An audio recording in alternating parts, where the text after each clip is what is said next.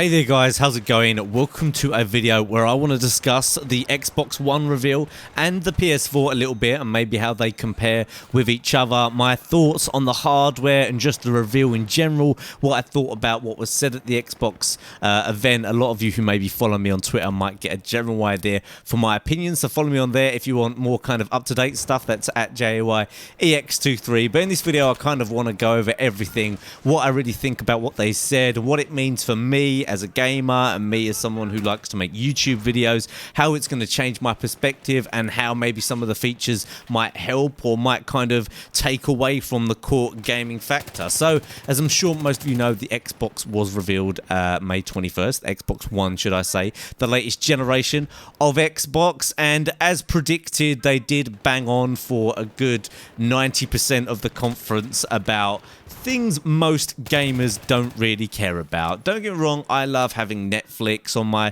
Xbox, I like having Sky Player and things like that, but I don't want it to be a main focus. Why is the main focus of all of this what they reveal at these games conferences? I swear, if both companies are guilty of it to a point, but Xbox and Microsoft just really went ham on it. I swear, if they keep going down this route, that they're not even going to be allowed into games conference conventions because it's not even about games anymore. But don't get me wrong, they did show off the games. They showed off the hardware more specifically.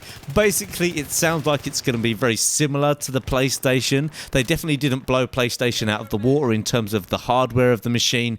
And for me, I didn't really expect them to be honest. I thought the PS4 seems to be right up there with what was affordable, with the 8 gigs of RAM. Is going to be in both consoles. I'm not sure of the details of the RAM with the Xbox, but I know the PS3 had the, I think it's DDR3, which is some of the best RAM that you can get. They said USB 3.0 they'll be using, which is good because actually I do have USB 3.0 on my motherboard, but I don't really use it that much. That's super fast USB connection, so maybe that's going to help with some of the connectivity and speed.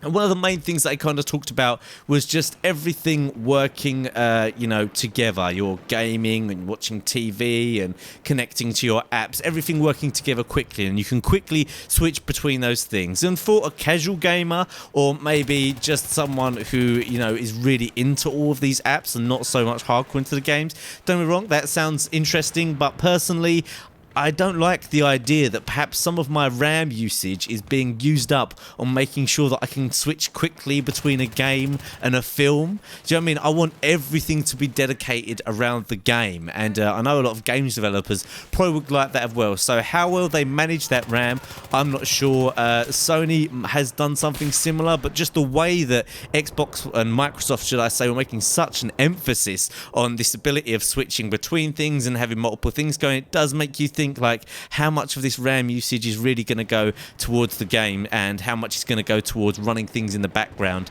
because to me personally, the new generation of games, they look good, don't get me wrong, they do look really nice, but we've got that HD era, things look pretty realistic as they are, and especially on some of the top end AAA games. So the textures and so on can be improved a little bit, but I think what's really going to define the next generation of games is going to be the physics and how realistically things act. Of course, things like particles in the air blowing around, dust storms, and more things going on at once is going to make things seem more realistic. But for me, it's all about processing power and just the physical interactions of the world and allowing you to do more actions and have more of an effect in the world you're in. That for me will add to the realism, like they have in Battlefield, like the game I'm showing. When things destruct realistically, it does make it feel much more real, rather than slapping on polygon after polygon after polygon. Things can only look so good in certain resolutions. For me, especially things like racing games, when you saw a close-up of a car in a racing game, when they showed Forza and when they've shown racing games on the PS4, for me, when they did the close-up of the cars, it looked pretty similar to how it looked on last gen. So it's all about frame rate at super nice 1080p resolution. I'm hoping a lot more games now are going to be 60 frames because now most people's TVs and monitors are up to scratch to really show off 60 frames a second. 60 frames per second gaming in 1080p, true 1080p, really is a complete orgasm, and obviously I'm quite used to it on the PC, but only some games on the consoles really tend to get near that. But I think obviously this new generation, hopefully they'll they'll do that. But then there's always the trade-off. You know, a lot of companies know that they can get away with more going on screen if they drop down to 30 frames, and so they rather have that trade-off, because a lot of people can't really distinguish between 30 and 60. If you've been playing with 60 frames a second a lot, you'll notice it. But if you're someone who's not really too into it, you probably wouldn't be able to tell the difference between 30 and 60 frames. So what does this new hardware and all these new features mean for the games? And for me, that's what's important. You know, how is this going to affect my gaming experience?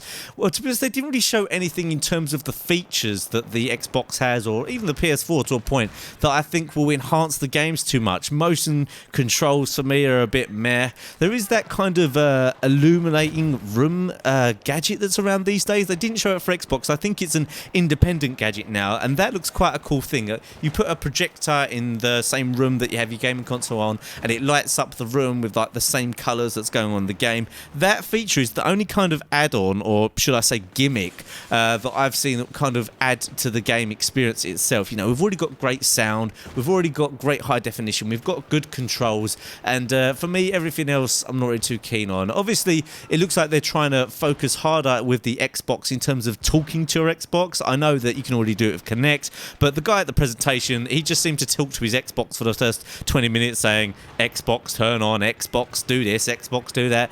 I don't know about you guys, but I don't want to be sitting there, or you know, or standing or lying down, whatever, and talking to my Xbox. It just seems weird. You know, I don't want to have company around. Then when I turn my Xbox, I'm going to have to go, oh, Xbox off, you know, in the middle of a crowd. Maybe people were sitting around, your family's around. It's just a bit awkward. Give me the controller. What's wrong with controllers? You know, what are they out of fashion these days? Controllers do a great job.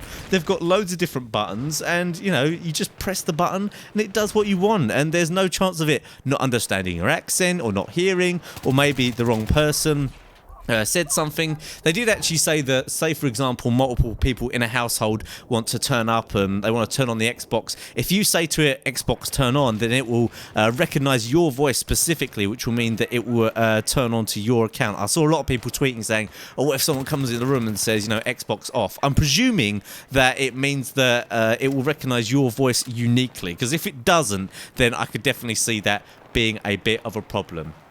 So all of this means basically the games are going to be closer to what some PC gamers have been experiencing for a little while now. You know, when I play Battlefield 4, 1080, Battlefield 3 even, 1080p, 60 frames a second, it really does feel like the next generation. I know obviously it's quite similar to the console versions, but just the frame rate and the resolution increase really does make things feel next gen. So for the next few years, all you console guys who maybe can't afford a PC, haven't got room for a gaming PC, you're going to be experiencing gaming, the kind of gaming that I've been experiencing and that the people who have top-end PC machines will be experiencing, and you'll be up there with PC. Obviously, some people are going to have amazing PC rigs that are going to have ridiculous specs, but most of the PC community, you're going to be kind of on par with them when it comes to a gaming machine. I know it's only got 8 gigs of RAM, but don't forget that 8 gigs of RAM can be specifically tuned in to work for the game, although, you know, they did talk a lot about a lot of things going on at once, and maybe it won't, but it can be, because I know there are PCs around there now with like 16 gig, 32 gig,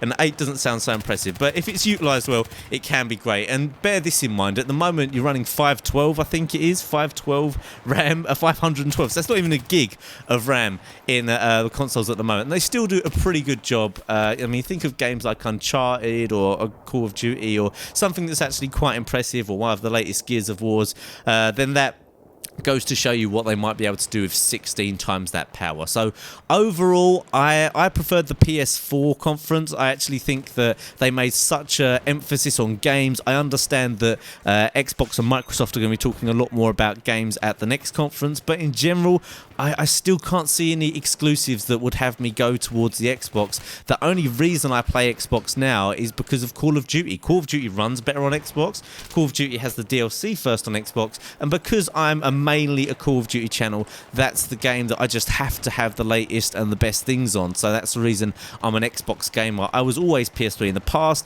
I love the system. I think it's slightly more adult orientated. I think some of the games are more kind of adult. Oh, don't get me wrong, Xbox has some of them as well, but in general, I just think the guys at Sony, like Naughty Dog, they do such good exclusives. All of those are going to be on the next Sony system. You know, you've got the new Uncharted, you know, the new Infamous, the new Killzone, which has has an incredible amount of potential. I really hope that that game does well. But of course, you've got Battlefield 4, which is coming out on both, and Call of Duty coming out on both. Battlefield, I expect to be pretty spectacular on both systems, to be honest. As long as Sony actually have it down in terms of the interactivity and the online thing, I think they will be as good for online gaming as Xbox. I wouldn't really be able to choose between the two, but it depends how it runs on PC. If it is going to run better on my PC, I have got a good gaming PC, then maybe I'll be buying that buying it on that. I don't know. We'll have to wait till we see the reviews. Anyway, I've babbled on for a while now, but there was quite a few things I wanted to talk about in terms of the latest consoles. Let me know